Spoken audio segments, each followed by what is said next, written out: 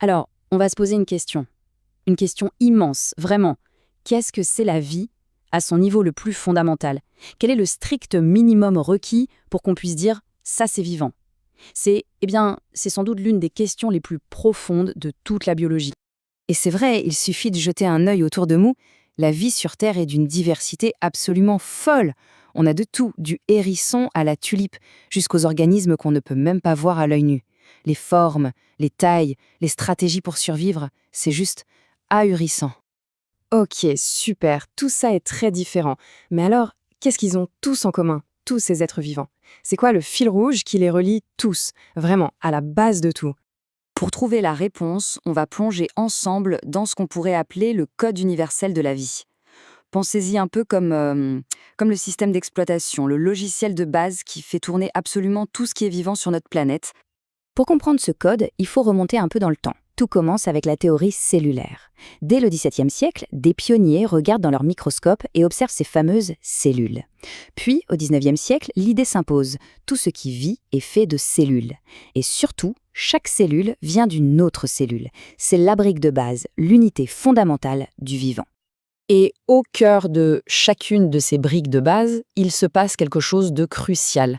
Les biologistes ont un nom un peu pompeux pour ça, le dogme central.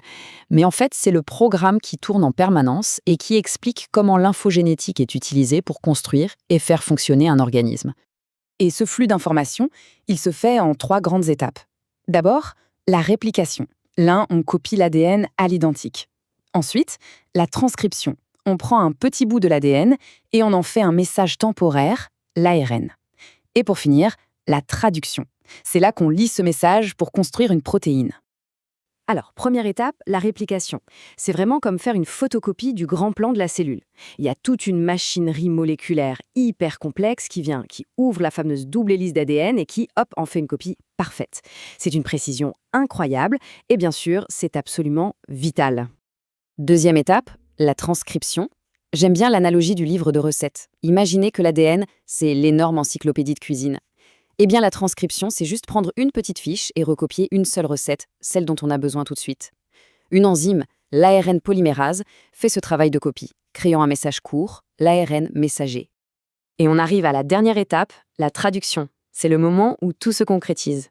La recette est transformée en plat. Une autre machine incroyable, le ribosome, lit la fiche de recette, l'ARN, et assemble une protéine. Et attention, les protéines, ce sont elles, les vraies travailleuses de la cellule. C'est elles qui font tout le boulot. Voilà, on a donc ce système d'exploitation universel. Et une fois qu'on a compris ça, forcément une question un peu folle a germé dans l'esprit des scientifiques. Est-ce qu'on peut le simplifier? Est-ce qu'on peut le réduire à son strict minimum? C'est le début d'une quête passionnante. La question est donc posée, et elle va motiver des années de recherche.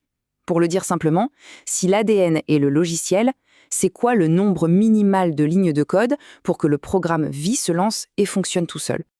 Et ce qui est fascinant, c'est que la nature, elle, le fait déjà. Elle est experte en minimalisme. Regardez E. coli, la bactérie star des labos. Son génome, c'est environ 4,6 millions de paires de bases. Maintenant, regardez sa cousine, Bucherna. Elle vit dans les pucerons. Son génome, il est minuscule, moins de 10 fois plus petit. Pourquoi? Parce qu'elle a tout simplement externalisé plein de fonctions à son hôte. Malin, non? D'accord, mais alors pourquoi s'embêter à faire ça en labo? Quel est l'intérêt? En fait, il y en a plein. D'abord, une cellule simple, c'est beaucoup plus facile à étudier. Mais le but ultime, c'est de créer une sorte de châssis biologique. Une plateforme super simple sur laquelle on pourrait ensuite greffer des programmes génétiques pour produire, par exemple, des médicaments ou des biocarburants de manière hyper efficace. Et ça nous amène au cœur du sujet. L'aventure, l'effort absolument monumental qu'a représenté la construction d'une cellule minimale, de A à Z en laboratoire. Les pionniers dans ce domaine, c'est l'équipe du J. Craig Venter Institute. En 2010, ils avaient déjà créé la première cellule vivante dont le génome avait été entièrement fabriqué. À partir de là, ils se sont lancés dans un cycle. Conception, construction, test. Ils dessinent un génome minimal, le fabriquent et essaient de démarrer une cellule avec. Le premier essai, un échec. Mais c'est cet échec qui leur a permis de découvrir quelque chose de crucial. Et après plusieurs cycles, ils ont enfin réussi. Oui, il faut vraiment insister là-dessus. La première tentative a complètement échoué. La cellule n'a pas démarré, elle n'était pas vivante. Et ça, c'est énorme. Ça montre qu'avec toutes nos connaissances, on était quand même passé à côté de quelque chose d'essentiel. Une sacrée leçon d'humilité, en fait. Et cette pièce manquante, c'était donc ces fameux gènes quasi essentiels. Ce ne sont pas des gènes strictement vitaux, mais sans eux, la cellule est tellement faible, elle grandit si mal qu'elle finit par ne pas survivre. C'était ça, la clé qu'il leur manquait.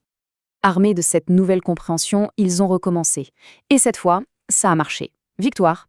Mais, comme souvent en science, ce grand succès a ouvert la porte sur un mystère encore plus grand. Quelque chose de totalement inattendu. Et la voici, cette fameuse cellule GCVI-53.0. Regardez les chiffres, c'est impressionnant. On est passé de plus de 900 gènes à seulement 473. Le génome a été réduit de plus de moitié. Par contre, on voit que cette version minimale est un peu plus lente. Elle met 3 fois plus de temps à se diviser. Le prix de la simplicité, peut-être. C'est un exploit monumental. Il faut bien se rendre compte de ce que ça veut dire.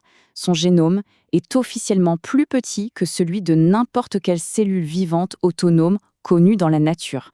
On a créé une forme de vie plus simple que tout ce que la nature a produit. Mais voilà, c'est là que l'histoire prend une tournure fascinante. Ce triomphe a surtout révélé à quel point on ne sait pas grand-chose en fait. Le chiffre à retenir, c'est celui-ci, 149.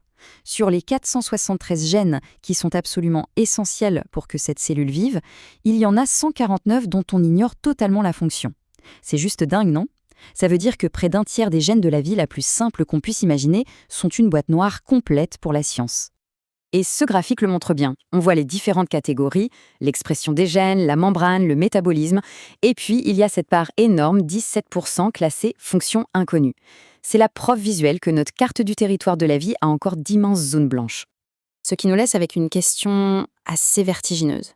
Si même la vie la plus simple qu'on puisse fabriquer de nos mains reste un mystère pour près d'un tiers, qu'est-ce que ça nous dit sur la complexité d'un être humain ou même d'une simple plante ? Finalement, cette quête pour trouver l'essence de la vie nous a surtout montré une chose, l'immensité de ce qui nous reste à découvrir.